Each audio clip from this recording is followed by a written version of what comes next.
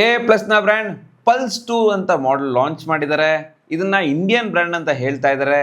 ಜನರು ಇದನ್ನ budget king phone ಅಂತಾನೆ ಹೇಳ್ತಾ ಇದ್ದಾರೆ. ಇದರಲ್ಲಿ ಅಂಥದ್ದೇನಿದೆ, ಲುಕ್ ಚೆನ್ನಾಗಿದೆಯಾ, ಇದರ ಹೈಪ್ ಜಾಸ್ತಿ ಆಗ್ತಾ ಇದೆ, ಇದರೊಳಗೆ ಫೀಚರ್ಸ್ ಏನೇನಿದೆ ಇದೆಲ್ಲ ನಿಮಗೆ ನೋಡೋಕೆ ಸಿಗ್ತಾ ಇದೆ. ಬನ್ನಿ ಈ ಫೋನ್ನ ಡೀಟೇಲ್ ಆಗಿ ಎಕ್ಸ್ಪ್ಲೋರ್ ಮಾಡೋಣ. ಈ ಫೋನ್ನ ನೀವು ಪರ್ಚೇಸ್ ಮಾಡಬೇಕಾ, ಸ್ಕ್ರೀನ್ ಮೇಲಿರೋ ನಂಬರ್ಗೆ ಕಾಲ್ ಮಾಡಿ. ಹಾಯ್, ನಾನು ನಿಮ್ಮ Ravikumar from tech pro Kannada. ಈ ವಿಡಿಯೋ ಸ್ಟಾರ್ಟ್ ಮಾಡೋಕ್ಕಿಂತ ಮುಂಚೆ ನಮ್ಮ ಚಾನಲ್ನ ಸಬ್ಸ್ಕ್ರೈಬ್ ಮಾಡಿಲ್ಲ ಅಂದರೆ ಸಬ್ಸ್ಕ್ರೈಬ್ ಮಾಡಿ, ಬೆಲ್ ನೋಟಿಫಿಕೇಶನ್ ಆನ್ ಮಾಡಿ. ಬನ್ನಿ ಫೋನ್ನ ಅನ್ಬಾಕ್ಸಿಂಗ್ ಮಾಡೋಣ. ಇದು 5 ಕಲರಲ್ಲಿ ಅವೈಲಬಲ್ ಇದೆ.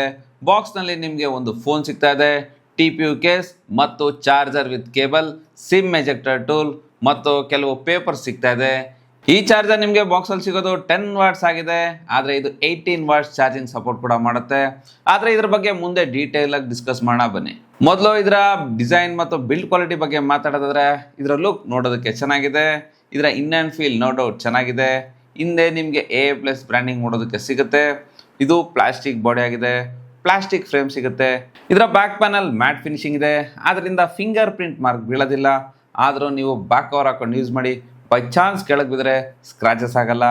ಇದು ಡ್ಯೂಯಲ್ ಟೋನ್ ಡಿಸೈನಲ್ಲಿ ಬರುತ್ತೆ. ಇದು ಕಲರ್ಸ್ ಅಟ್ರಾಕ್ಟಿವ್ ಆಗಿದ್ದಾವೆ. ಇನ್ನು ಇದರ ಪೋರ್ಟ್ಸ್ ಮತ್ತು ಬಟನ್ಸ್ ಬಗ್ಗೆ ನೋಡೋದಾದರೆ, ಲೆಫ್ಟ್ ಹ್ಯಾಂಡ್ ಸೈಡ್ನಲ್ಲಿ ವಾಲ್ಯೂಮ್ ಬಟನ್ ಇದೆ, ಪವರ್ ಬಟನ್ ಕೂಡ ಸಿಗ್ತಾ ಇದೆ. ಇನ್ನು ರೈಟ್ ಹ್ಯಾಂಡ್ ಸೈಡ್ನಲ್ಲಿ ಸಿಮ್ ಕಾರ್ಡ್ ಸ್ಲಾಟ್ ಇದೆ. ಇನ್ನು ಈ ಫೋನ್ನ ಕೆಳಗಡೆ ಸ್ಪೀಕರ್ ಸಿಗ್ತಾ ಇದೆ, Type-C ಪೋರ್ಟ್ ಇದೆ, 3.5mm ಹೆಡ್ಫೋನ್ ಜಾಕ್ ಇದೆ ಮತ್ತು ಒಂದು ಮೈಕ್ ಕೂಡ ಸಿಗ್ತಾ ಇದೆ. ಇದರಲ್ಲಿ ನಿಮಗೆ ಸಿಂಗಲ್ ಸ್ಪೀಕರ್ ಸಿಗ್ತಾ ಇದೆ. ಇದರ ಸೌಂಡ್ ಓಕೆ ಚೆನ್ನಾಗಿದೆ, ಸ್ವಲ್ಪ ಜೋರಾಗಿ ಕೇಳುತ್ತೆ.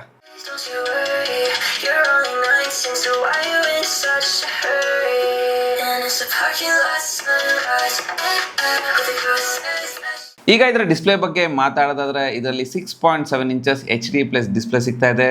ಇದರ ಕ್ವಾಲಿಟಿ ನೀವು ನೋಡ್ಬೋದು. ಇದು ಫುಲ್ HD ಅಲ್ಲ, HD+ ಮಾತ್ರ ಆಗಿದೆ, ಆದರೂ ಕ್ವಾಲಿಟಿ ಚೆನ್ನಾಗಿದೆ. ಇದು 260 PPI ಜೊತೆಗೆ ಬರ್ತಾ ಇದೆ. ಪ್ರೀಮಿಯಮ್ ಆಗಿಲ್ಲ ಅನಿಸುತ್ತೆ, ಆದರೆ 7000 ಪ್ರೈಸ್ ರೇಂಜಲ್ಲಿ ಇದು ಟೋಟಲ್ ಅಕ್ಸೆಪ್ಟಬಲ್ ಆಗಿದೆ. ಇನ್ನು ಇದರ ಡಿಸ್ಪ್ಲೇಯಲ್ಲಿ ಅಮೇಝಿಂಗ್ ವಿಷಯ ಏನಂದರೆ, ಇದರಲ್ಲಿ 120 Hz ರಿಫ್ರೆಶ್ ರೇಟ್ ಇದೆ. ನೀವು ಆ್ಯಪ್ಸ್ನ ಸ್ವಿಚ್ ಮಾಡಿದಾಗ ಅಥವಾ ಹೊಸ ಆ್ಯಪ್ನ ಓಪನ್ ಮಾಡಿದಾಗ ಎಕ್ಸ್ಪೀರಿಯನ್ಸ್ ಸ್ಮೂತಾಗಿರುತ್ತೆ. ಇನ್ನು ಇದರ ಸಾಫ್ಟ್ವೇರ್ ಬಗ್ಗೆ ಮಾತಾಡೋದಾದರೆ, A+ ಒಂದು ಮೇಡ್ ಇನ್ ಇಂಡಿಯಾ ಬ್ರ್ಯಾಂಡ್ ಆಗಿದೆ. ಇದು made in India operating system ಆದ ನೆಕ್ಸ್ಟ್ ಕ್ವಾಂಟಮ್ OS ಮತ್ತು Android 16ನಲ್ಲಿ ಬರ್ತಾ ಇದೆ. ಇದು ಮಿನಿಮಲ್ UI ಜೊತೆಗೆ ಬರುತ್ತೆ. ಜೊತೆಗೆ ಯಾವುದೇ ಪ್ರೀ ಇನ್ಸ್ಟಾಲ್ಡ್ ಆ್ಯಪ್ಸ್ ಇಲ್ಲ, ಬ್ಲಾಟ್ವೇರ್ ಇಲ್ಲ. ಇದಕ್ಕೆ ಎಷ್ಟು ವರ್ಷ ಅಪ್ಡೇಟ್ ಅಂತ ಗೊತ್ತಿಲ್ಲ. ಫೋನಲ್ಲಿ ಯೂಸರ್ ಎಕ್ಸ್ಪೀರಿಯನ್ಸ್ ತುಂಬ ಮ್ಯಾಟ್ರ್ ಆಗುತ್ತೆ. ಇದರ ಯೂಸರ್ ಎಕ್ಸ್ಪೀರಿಯನ್ಸ್ ಚೆನ್ನಾಗಿದೆ. ಇನ್ನು ಇದರ ಪರ್ಫಾರ್ಮೆನ್ಸ್ ಬಗ್ಗೆ ಮಾತಾಡೋದಾದ್ರೆ, ಇದರಲ್ಲಿ T7250 ಆಕ್ಟಾ ಕೋರ್ ಪ್ರೊಸೆಸರ್ ಸಿಗ್ತಾ ಇದೆ. ನಾವು ಇದರ ಆಂಥಿಸಿಸ್ ಸ್ಕೋರ್ ಚೆಕ್ ಮಾಡಿದ್ದೀವಿ. ಇದರ ಆಂಥಿಸಿಸ್ ಸ್ಕೋರ್ ಸುಮಾರು 4 lakh+ ಬರುತ್ತೆ. 85% CPU ಟೋಟಲ್ ಇದೆ. ಇದು ಜಾಸ್ತಿ ಹೀಟ್ ಆಗಲ್ಲ. ಇದು 2 ವೇರಿಯಂಟ್ನಲ್ಲಿ ನಿಮಗೆ ಸಿಗ್ತಾ ಇದೆ. 4GB RAM, 64GB ಸ್ಟೋರೇಜ್ ಮತ್ತು 6GB RAM, 128GB ಸ್ಟೋರೇಜ್. ಈಗ ನಾವು 4GB RAM, 64GB storage ವೇರಿಯಂಟ್ನ use ಮಾಡ್ತಾ ಇದ್ದೀವಿ. ಇದೊಂದು ಬೇಸ್ ವೇರಿಯಂಟ್ ಆಗಿದೆ. ಇದರಲ್ಲಿ ನೀವು ಡೈಲಿ ಆ್ಯಪ್ಸ್ನ ಈಸಿಯಾಗಿ ರನ್ ಮಾಡ್ಬೋದು. ಉದಾಹರಣೆಗೆ ವಾಟ್ಸಪ್, ಇನ್ಸ್ಟಾಗ್ರಾಮ್, ಫೇಸ್ಬುಕ್ ಮತ್ತು ಪೇಮೆಂಟ್ ರಿಲೇಟೆಡ್ ಆ್ಯಪ್ಸ್ನ ಯೂಸ್ ಮಾಡ್ಬೋದು. UPI ರಿಲೇಟೆಡ್ ಆ್ಯಪ್ಸ್ ಕೂಡ ಸ್ಮೂತಾಗಿ ಹ್ಯಾಂಡಲ್ ಮಾಡುತ್ತೆ, ಯಾವುದೇ ಪ್ರಾಬ್ಲಮ್ ಬರಲ್ಲ. ಆದರೆ ನಾನು ಹೇಳೋದೇನೆಂದರೆ, 1000 ರೂಪೀಸ್ ಎಕ್ಸ್ಟ್ರಾ ಇನ್ವೆಸ್ಟ್ ಮಾಡಿ 6GB RAM ತೊಗೊಳ್ಳೋದು ಭಾರಿ ಒಳ್ಳೆಯದು. ಪರ್ಫಾರ್ಮೆನ್ಸ್ ಇನ್ನೂ ಬೆಟರ್ ಸಿಗುತ್ತೆ. ಇದರ ಪರ್ಫಾರ್ಮೆನ್ಸ್ ಬಗ್ಗೆ ಹೇಳಿದೆ, ಆದರೆ ಇದರಲ್ಲಿ ಒಂದು ಫೀಚರ್ ತುಂಬ ಇಂಪ್ರೆಸಿವ್ ಆಗಿದೆ. ಅದೇನೆಂದರೆ ನೆಕ್ಸ್ಟ್ ಪ್ರೈವಸಿ ಡ್ಯಾಶ್ಬೋರ್ಡ್. ನೀವು 20ರಿಂದ 30 ಅಪ್ಲಿಕೇಶನ್ ಇನ್ಸ್ಟಾಲ್ ಮಾಡಿದ್ರೆ ಯಾವ ಅಪ್ಲಿಕೇಶನ್ ಯಾವ ಪರ್ಮಿಷನ್ ಬ್ಯಾಕ್ಗ್ರೌಂಡಲ್ಲಿ ಯೂಸ್ ಆಗ್ತಾಯಿದೆ ಅನ್ನೋದು ನಿಮಗೆ ಗೊತ್ತಿರೋದಿಲ್ಲ. ಈ ಡ್ಯಾಶ್ಬೋರ್ಡ್ ಒಂದು ಜಾಗದಲ್ಲಿ ಎಲ್ಲ ಆ್ಯಪ್ಸ್ನ ಯಾವ ಪರ್ಮಿಷನ್ ಯೂಸ್ ಮಾಡ್ತಾ ಇದೆ ಅಂತ ತೋರಿಸುತ್ತೆ. ನೀವು ಮಾನಿಟರ್ ಮಾಡ್ಬೋದು. ಯಾವುದಾದ್ರೂ ಅನ್ಯೂಶುವಲ್ ಆ್ಯಕ್ಟಿವಿಟಿ ಇದ್ದರೆ ಅಲ್ಲಿಂದನೇ ಡಿಟೆಕ್ಟ್ ಮಾಡಿ ಕ್ಲೋಸ್ ಮಾಡ್ಬೋದು. ಇದೊಂದು ರಿಯಲಿ ಗ್ರೇಟ್ ಫೀಚರ್ ಅಂತಲೇ ಹೇಳ್ಬೋದು. ಮತ್ತು ನನ್ನ ಪ್ರಕಾರ ಇದು ಪ್ರತಿಯೊಂದು ಫೋನಲ್ಲಿ ಇರಬೇಕು, ಅಷ್ಟು ಯೂಸ್ಫುಲ್ ಫೀಚರ್ ಆಗಿದೆ. ಇನ್ನು ಇದರ ಕ್ಯಾಮ್ರಾ ಬಗ್ಗೆ ಮಾತಾಡೋದಾದರೆ, ಇದರಲ್ಲಿ 50 MP AI ಪವರ್ಡ್ ಕ್ಯಾಮ್ರಾ ಸಿಗ್ತಾ ಇದೆ. ಇದರಿಂದ ತೆಗೆಯೋ ಫೋಟೋಸ್ ಈ ಪ್ರೈಸ್ ರೇಂಜ್ನಲ್ಲಿ ಚೆನ್ನಾಗೇ ಇದೆ, ಆದರೆ ಡೀಟೇಲ್ಸ್ ಕಡಿಮೆ ಇದೆ ಅನಿಸುತ್ತೆ. ಆದರೆ ಲೈಟ್ ಕಂಟ್ರೋಲ್ ಚೆನ್ನಾಗಿದೆ.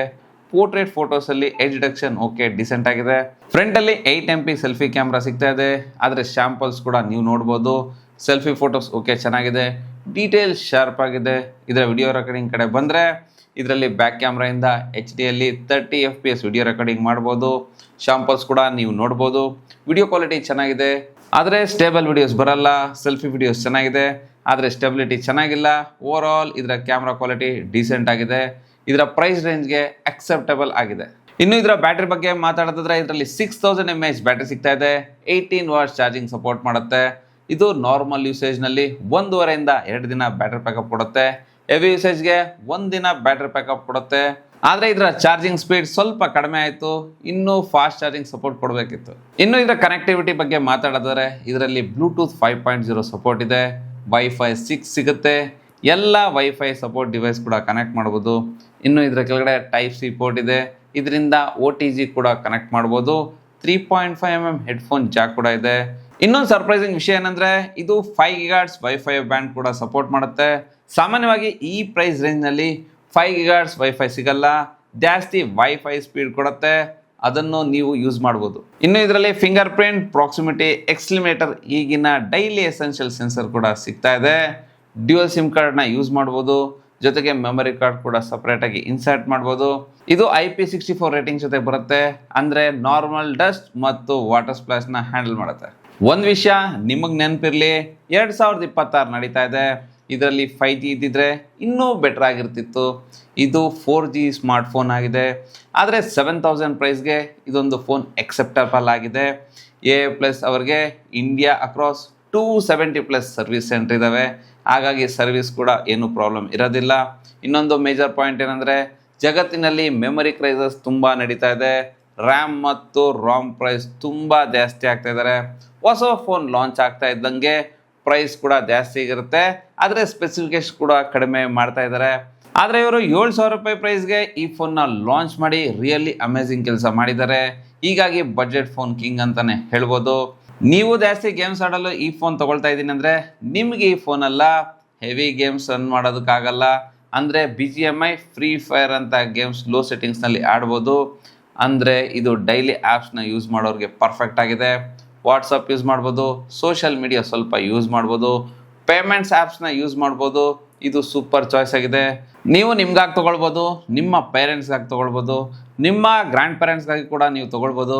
ಇದಲ್ಲದೆ ಸೆಕೆಂಡ್ರಿ ಫೋನ್ ಆಗಿ ನೀವು ಇದನ್ನು ಕನ್ಸಿಡರ್ ಮಾಡ್ಬೋದು. ಸೊ ಫ್ರೆಂಡ್ಸ್, ಈ ಫೋನ್ ಬಗ್ಗೆ ನಿಮ್ಮ ಒಪಿನಿಯನ್ ಏನಂತ ತಪ್ಪದೆ ತಿಳಿಸಿ.